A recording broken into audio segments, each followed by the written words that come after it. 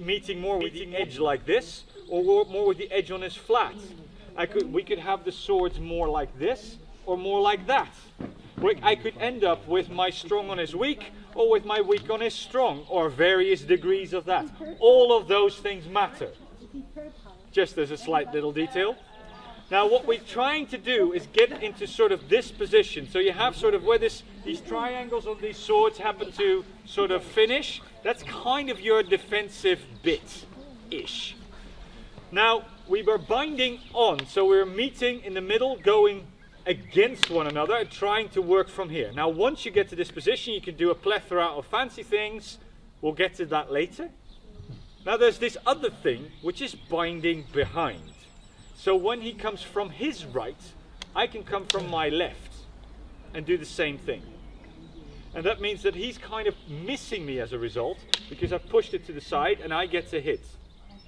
Now this is a bit more tricky, because when he comes in, I need to make sure that my tip is barely missing his tip on the correct side. Yeah, that makes it work. And now if I just squeeze my sword forwards, that kind of pushes his sword towards Dom. And that's kind of the big trick. Now, I'm just doing this with an Oberhau at the moment, so I can just do this. There. And that's one of the versions of a bind behind. I can do this with all sorts of strikes. The fact that he comes from the right means that if I come from the left, as long as I get under his tip, I can do a bind behind. I could always do it with an upward strike, for instance, and end up there. I could do this with a Zwerkhau or something. I'm ending up on that side. So if he comes from his right, I strike from my left, and we're going to try the hard one, which is the diagonal. Or if he strikes from his left, I strike from my right. And he's already trying to help me there. There. And the only thing you really need to make sure you do is make sure that your tip ends up on the correct side of his tip, and then you send it forward. And again, you're putting that edge on his flat forward, and you end up with this crossguard protecting your hand. And that has a lot to do with edge alignment, you see? So, try that, binding behind. And then we'll continue on from there. Because that's still very basic. You're going to attack the right at right?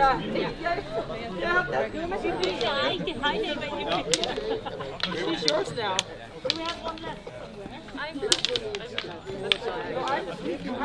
Tricky. So if I want to do a diagonal downward strike to bind behind, and I have to bind behind, it's really hard.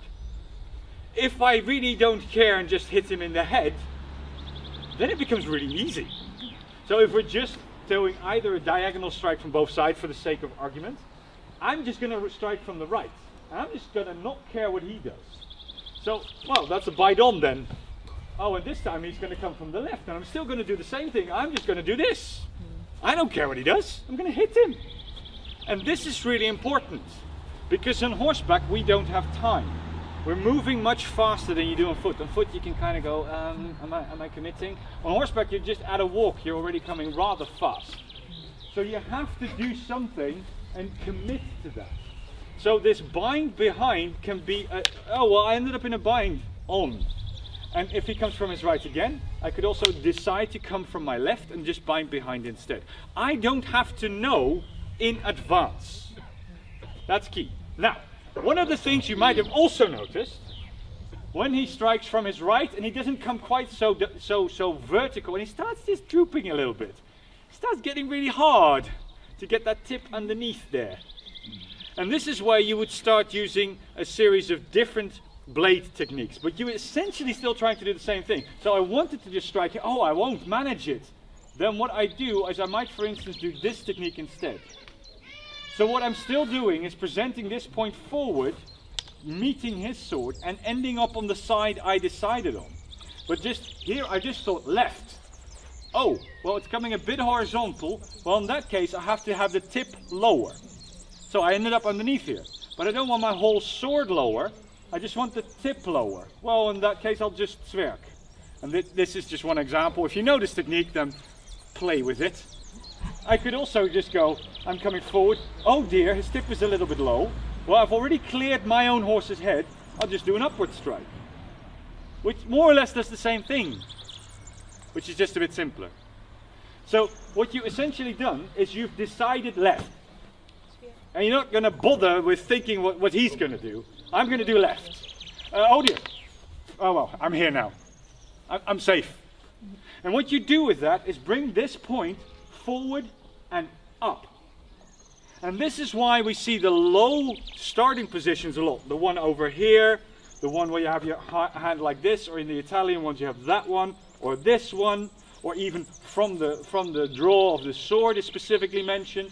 You end up starting low so that everything that comes my way is first above me, and I can carry it up and then do something nasty to him. That is the most common idea. Travel up, carry his guard, and immediately pose an attack.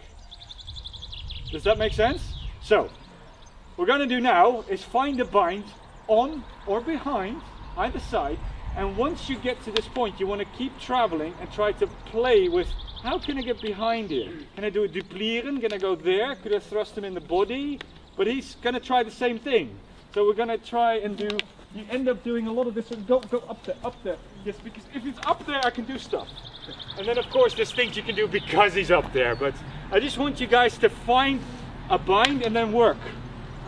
And just play with that and just not actually thrust each other's faces to bits. But you can also bind behind, so we can kind of there and then work from there, for instance. And just play a little bit and I'll go around. Does that make sense?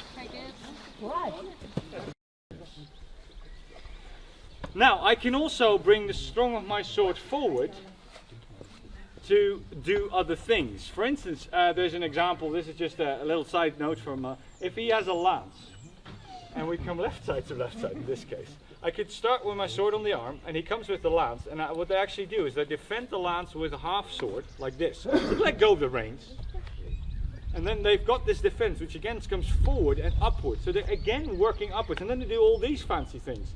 And they literally grab over and pull the pommel down as he rides into this. But you have to do this extremely fast. You just go whack, and but the same thing, you're getting into more complicated stuff. The same thing happens. We're sending this forward and upwards. And from there we work. So there's this endless forwards and upwards. So, I'm going to strike at him now, and we're just going to go back to what we were doing a minute ago. We're going to come in here, he's going to bind, and we're going to work around here. And it's all coming up. Well, if he comes up. Well, I can start doing things like this. I can start grabbing things and pulling them over. And I need to let go of my reins. It's all very nice and good when I do. But if I'm forward and up here, I could also quite simply I could just take the blade off, and once he's not threatening me, I could just go underneath.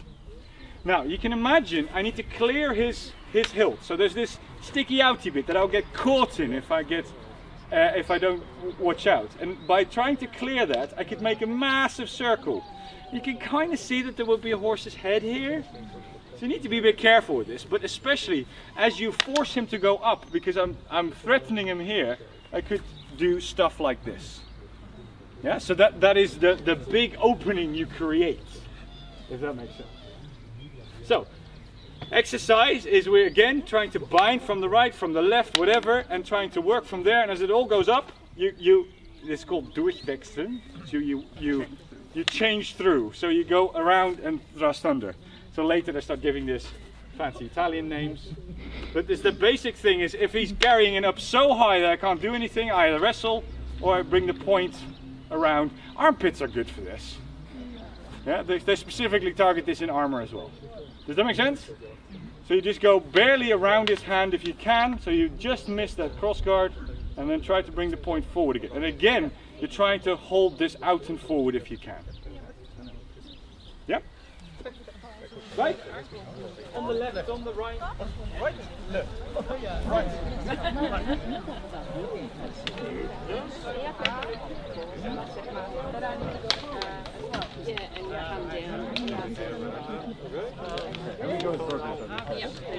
You end up in thrusting instead.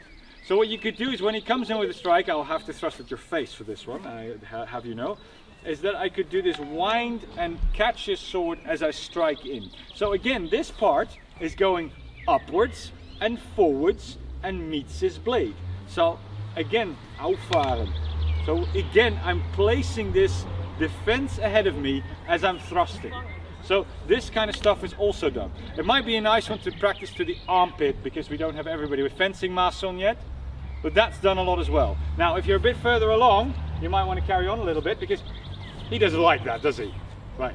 So as very slowly, as this starts happening and he starts pushing, trying to defend this sideways, I can wind around and catch him again in the cross guard and still thrust anyway.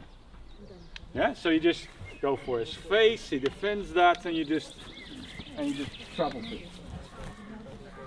So you see a lot of this this winding happening as well. So you can do that straightforward, or you can of course start with a strike and you could wind from there, obviously. But I want to practice this one, absetzen, and when you practice this, you do an outside wind. Does that make sense? I think that's quite enough for today, I suppose. Because we need to get on horses in a minute. So give that a go. Watch each other's face.